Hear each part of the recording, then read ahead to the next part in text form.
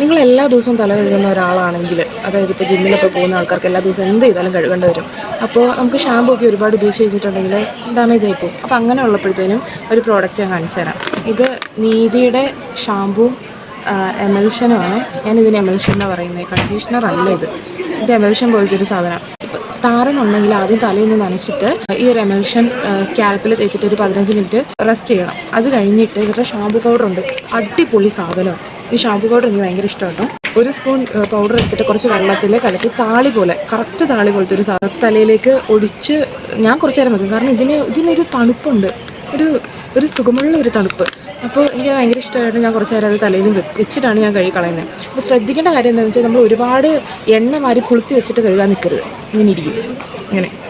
ഞാൻ ഇന്നലെ കുറേ എണ്ണ വെച്ചിട്ട് ചെയ്ത് നോക്കിയത്. അല്ലാത്ത ദിവസം ഉപയോഗിച്ച് കഴിഞ്ഞപ്പോഴത്തേനും നല്ലതായിരുന്നു. നമ്മുടെ ഹെയറിലുണ്ടായിരുന്ന നാച്ചുറൽ ഒരു എണ്ണയില്ലേ, ലൈക്ക് ഒരു ഗ്രീസി ഒക്കെ ആയിട്ടിരിക്കുമ്പോൾ കഴുകിയിട്ടുണ്ടെങ്കിൽ അത് മൊത്തം കഴുകി കളഞ്ഞോളൂ.